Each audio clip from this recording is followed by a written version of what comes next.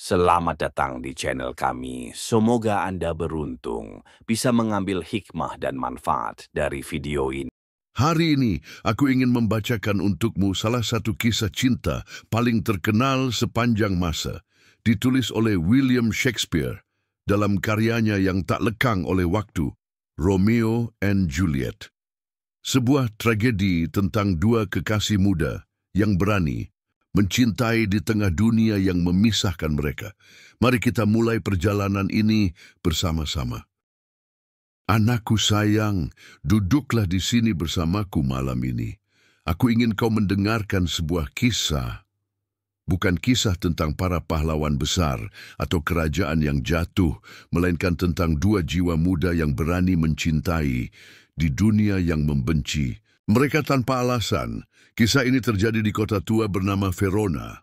Sebuah kota cantik, penuh bangunan batu dan jalan-jalan sempit. Tapi di balik keindahan itu, membara permusuhan yang sudah menua seperti anggur pahit. Dua keluarga besar, Montague dan Capulet, telah saling membenci selama yang bisa diingat siapa pun. Dan seperti semua kebencian yang diwariskan, tak ada seorang pun benar-benar tahu bagaimana semua ini bermula. Namun demikian, kebencian itu menguasai segalanya. Mewarnai udara, membakar jalanan, dan memisahkan hati manusia. Di tengah dunia yang keras ini, lahirlah Romeo, seorang pemuda Montague, penuh gairah dan impian, mudah terluka, mudah terhanyut oleh cinta. Dan di sisi lain, lahirlah Juliet, bunga muda keluarga Capulet, baru berusia hampir 14 tahun, namun sudah memancarkan kecantikan dan keberanian yang jarang ditemui di dunia ini. Takdir kadang suka bermain-main dengan benang hidup manusia. Pada suatu malam, keluarga Capulet mengadakan pesta besar. Lampu-lampu bergantung di taman, musik mengalun di udara. Di sanalah Romeo yang patah hati oleh cinta lamanya, Rosalind, datang dengan sahabat-sahabatnya. Mereka menyamar, memakai topeng, menyelinap ke pesta musuh bebuyutan mereka. Dan di antara semua wajah asing itu, Romeo melihat Juliet. Anakku, pernahkah kau merasakan dunia berhenti berputar, waktu membeku? Suara, warna, segala sesuatu menjadi kabur, kecuali satu sosok di hadapanmu. Begitulah saat mata Romeo bertemu Juliet, hanya satu pandangan, dan hatinya yang selama ini berkeping-keping, bersatu kembali dalam sebuah nyala baru yang tak bisa dijelaskan. Sebelum lanjut, don't forget to comment, like, and subscribe. Mereka berbicara, hanya sebentar, tangan mereka bersentuhan. Seolah-olah dunia mempertemukan dua jiwa yang telah lama mencari satu sama lain. Kata-kata mereka sederhana, tapi penuh makna. Dan dalam percakapan itu, bibit cinta yang abadi pun ditanam. Namun kebahagiaan mereka seketika dihadapkan pada kenyataan pahit. Mereka berasal dari dua keluarga yang bersumpah untuk saling membenci. Tapi cinta, anakku, tidak mendengarkan aturan. Manusia tidak mengenal nama keluarga, tidak tunduk pada kebencian yang diwariskan turun-temurun. Malam itu Romeo tak bisa menahan hatinya, memanjat taman rumah Juliet. Ia bersembunyi di bawah balkon tempat Juliet berdiri. Juliet mengira dirinya sendiri, berbicara kepada bintang-bintang, bertanya, "Romeo, Romeo, mengapa engkau harus bernama Romeo?" Ia ingin agar nama keluarga mereka menghilang, agar cinta mereka bisa hidup tanpa bayang-bayang permusuhan. Dari bayang-bayang, Romeo menjawab. Mereka berbicara dalam bisikan malam, bersumpah akan mencintai tanpa syarat, melampaui nama, melampaui darah. Tak butuh waktu lama bagi mereka untuk berjanji menikah. Cinta mereka terburu-buru, ya, seperti bunga yang mekar terlalu cepat di musim semi. Namun, siapa yang bisa menyalahkan mereka?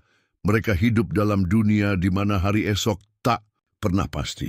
Dengan bantuan Friar Lawrence, seorang imam yang penuh belas kasih, mereka menikah secara rahasia. Friar Lawrence berharap Mungkin cinta mereka bisa menjadi jembatan, bisa mengakhiri kebencian yang telah lama membusuk di antara keluarga mereka. Tapi dunia jarang memberi ruang bagi cinta seperti itu. Beberapa hari kemudian, takdir kembali menunjukkan wajah gelapnya. Tybalt, sepupu Juliet, marah mendengar Romeo berani menginjakan kaki di pesta Capulet. Ia mencari Romeo, haus akan kehormatan keluarganya. Tybalt menantang Romeo bertarung di jalanan Verona. Tapi Romeo, yang kini menganggap Tybalt sebagai kerabat karena ikatan cintanya dengan Juliet, menolak bertarung. Sahabat Romeo, Mercutio, pemuda penuh api dan kebebasan, tidak bisa menerima penghinaan itu. Ia menantang Tybalt menggantikan Romeo. Dalam duel yang sengit, Mercutio terluka parah. Saat ia jatuh, darahnya membasahi jalanan dan ia mengutuk kedua keluarga itu. Sebelum lanjut, don't forget to comment, like, and subscribe. A plague of both your houses. Sebuah kutukan atas kebencian yang membunuh semua yang tak bersalah. Dibakar amarah dan kesedihan, Romeo membalas. Ia membunuh Tybalt. Kini, cinta dan kebencian bercampur aduk tak terpisahkan. Sebagai hukuman, Romeo diasingkan dari Verona dan dari Juliet. Malam terakhir sebelum kepergian Romeo, mereka bertemu dalam pelukan yang getir. Mereka berbagi malam yang penuh air mata, cinta, dan janji-janji di bawah bulan. Tahu bahwa dunia berusaha memisahkan mereka, namun tetap berani berharap. Sementara itu, keluarga Capulet, tanpa tahu pernikahan rahasia Juliet, memutuskan untuk menikahkan Juliet dengan Paris. Seorang bangsawan muda, Juliet, terdesak oleh ketakutan dan rasa kehilangan mencari pertolongan Friar Lawrence.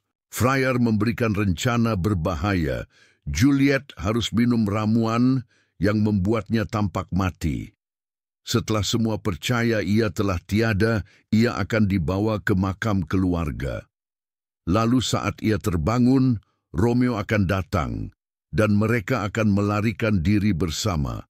Namun, pesan tentang rencana itu tak pernah sampai ke tangan Romeo. Yang diterimanya hanyalah berita kematian Juliet, anakku.